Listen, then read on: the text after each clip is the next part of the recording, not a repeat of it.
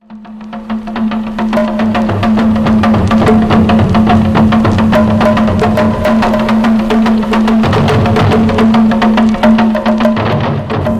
África, pelo que me contaram, eles diziam assim, os macuas e os malês. Então eles diziam, vamos esperar os macuas a lelê, que lá lelê é um pedaço de pau, um pedaço de cacete roliço, entendeu? Então eles esperavam os outros com paus, esperavam os macuas a lelê para lutar. Daí então foi Macuas a Lelê, quando veio para o Brasil, já veio com o nome Macu Lelê.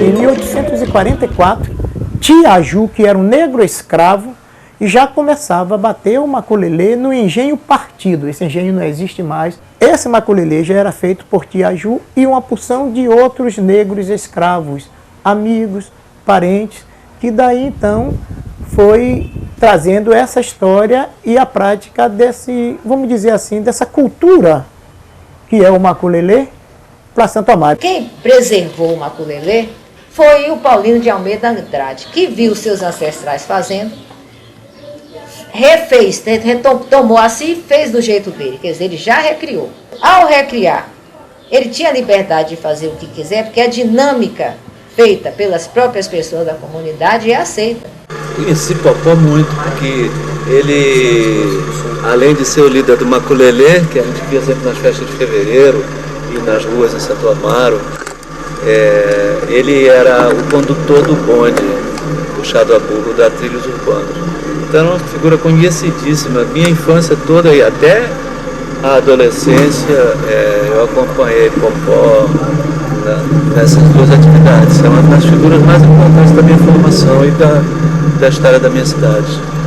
Eu fiz Trilhos Urbanos por causa dele, por causa disso. Popó no trole, não é o bonde, é o trole, porque o bonde era esse aqui. E aqui vinha atrás do bonde carregado de bagagens. Entendeu? Para entregando às famílias, às casas comerciais. E o maculelê se tornou, com esse homem aí, uma figura, esse homem era uma figura histórica de Santo Amaro. E claro que ele botou músicas do que ele ouvia, que era a música de candomblé.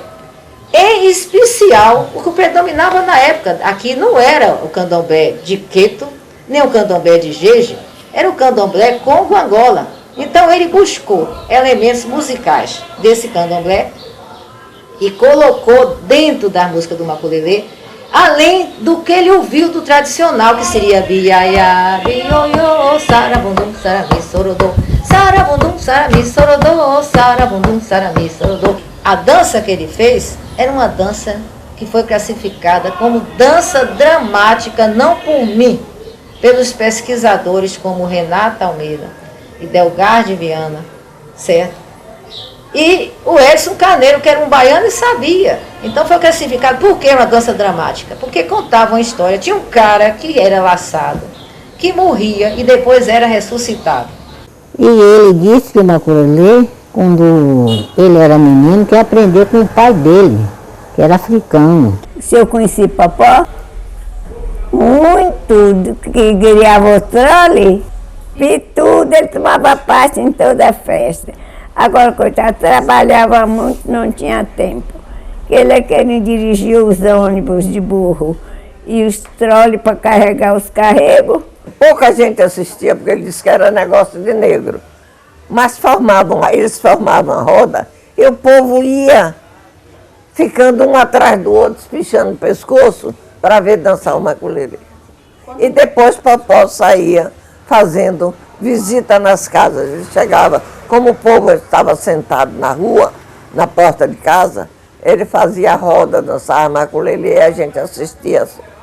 Ele vinha, ele trazia o trole do Conde para cá, e ele, como era capoeirista, quando o trole estava vazio, ele batia nos animais, assobiava, saltava fora para a rua, dava outro salto para o trole, e aí ele vinha, não é?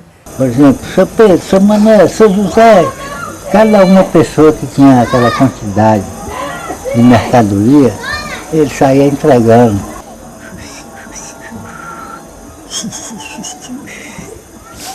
É porque não tem mais jeito. E eu tive um grupo folclórico só com mulheres, que dançavam maculelê, capoeira e samba de roda e tocava todo o instrumental. Foi um grupo único na época, década de 60. Na época que eu assisti, eles vestiam roupas comuns. Eles saíam do trabalho e com a roupa que estava, a maioria de pé no chão, com a roupa do corpo, roupa de trabalho, eles iam dançar. Maculelê não tem como ser classificado como jogo, é uma dança. Agora a capoeira sim, que é um jogo, é uma luta. Vocês não podem imaginar a maravilha do bailado. Todo mundo pensa que é muito fácil dançar maculelê. É porque não bate igual o movimento dos pés. Você para bater em cruzeta, preste atenção o bailado dos pés. O tradicional sempre dançou no chão, em roda no chão ou semicírculo. Hoje você já vê grupo de capoeira e grupo de maculelê dançando de tênis e de relógio no braço, a corrente de ouro. Hoje em dia, até isso, para nós, aqui de Santa Amaro, ainda é um choque, porque deveriam saber respeitar a cultura deles, a cultura que foi o negro quem trouxe, e que maior repercussão desse país é a cultura negra. Em 1964, eu passei a pesquisar e a saber tudo sobre o maculelê. Formei com Popó um grupo das pessoas que ele dirigia, daí foi que veio se divulgar mais o maculelê.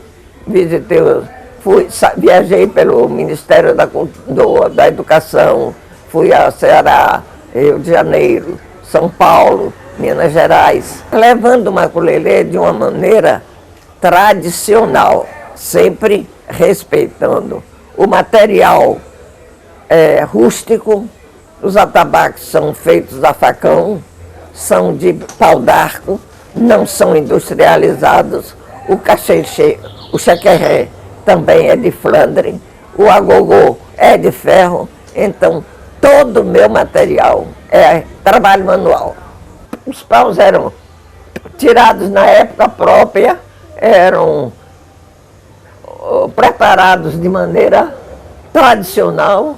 Deixei de apresentar maculelê no ano de 72 para 70. Até hoje eu tenho a madeira e não quebra, não bicha, não faz nada, porque ela foi preparada da maneira sigilosa. O cemitério é o Campo de Caridade, é considerado o segundo cemitério mais velho da Bahia. Antigamente, quando as pessoas não tinham dinheiro, a família não tinha dinheiro para comprar um jazigo perpétuo, a família dava autorização e o pessoal do cemitério jogava os ossos, colocava num saco depois de lavar, jogava num saco e jogava aquilo no sumidouro, que era um fosso gigantesco. Quando chegava no 13 de maio, Bembé do Mercado, Popó se apresentava na Praça do Mercado, em um quadradozinho separado. Ali, eu meninote de 12, 13 anos, por aí, vendo Popó, batendo maculelê ou jogando capoeira com seus filhos Vivi e Vavá.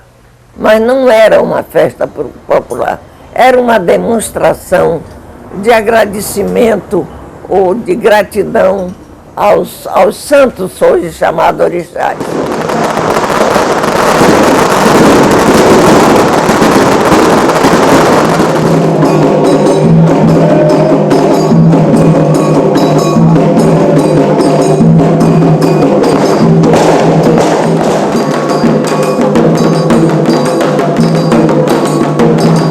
Ela se inicia um ano depois da abolição da escravatura. Então ela está fazendo este ano 120 anos de existência.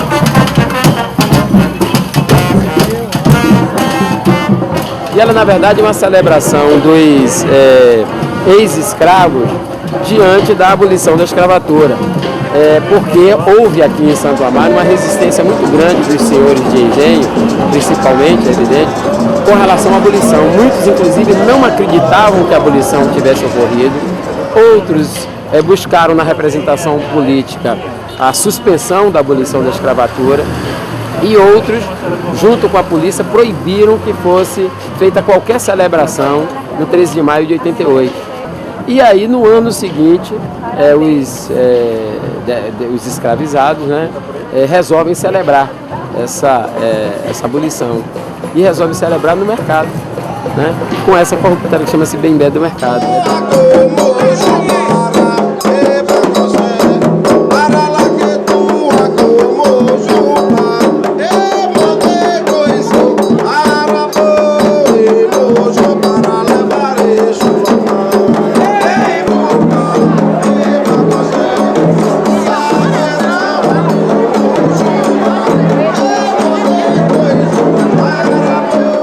O que nós precisamos, o que isto nos diz, é que nós precisamos fazer a segunda abolição.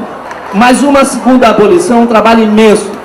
Tem que ter pelo menos essa virada na questão da distribuição de renda no Brasil, para ver o que é que o jeito brasileiro dirá a respeito dessa questão intratável, que é a questão das raças nas Américas por causa da escravização dos negros. Para que se faça algo que mereça o nome de segunda abolição, não se pode tentar diminuir em nada a grandeza do que foi a abolição da escravatura no Brasil. E dar um viva à princesa Isabel! Hoje, todos os prefeitos que entrou aí, toda a comissão que tem hoje da prefeitura, ninguém nunca quis criar uma estátua de Popó. É um dos símbolos cultural, né, do folclore de Santo Amaro. Se não fosse Popó, não tinha maculelê de Santo Amaro. Nem no Brasil, nem na Europa, nem no lugar nenhum tinha maculelê. Porque o criador de maculelê de Santo Amaro foi Popó. O maculelê original é com uns pedaços de pau que chamava cacete, ou grima, e batendo um com o outro, e o chefe do grupo era que usava somente um bastão e saía cantando e batendo. Na hora que ele quisesse tirar um outro, ele via para aquele, batia, vinha para dentro da roda.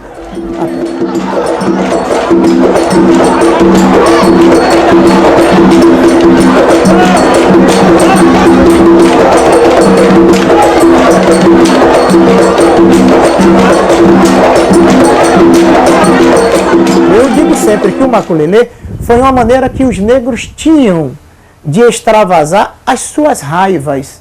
Popó era um nobre no sentar, no conversar, no se referir à dança. Eu pergunto a ele, está aqui no livro. Mas, Popó, e essa história de maculelê de facão, Popó? Foi o filho de Popó, Zezinho, quando estava treinando o Viva Bahia. Popó chorava quando se falava que no maculelê tinha facão.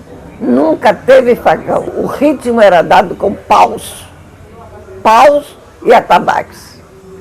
Oh, minha filha, se tivesse facão naquela época, ia existir escravidão. Você acha que a gente não ia cortar o pescoço do feitor?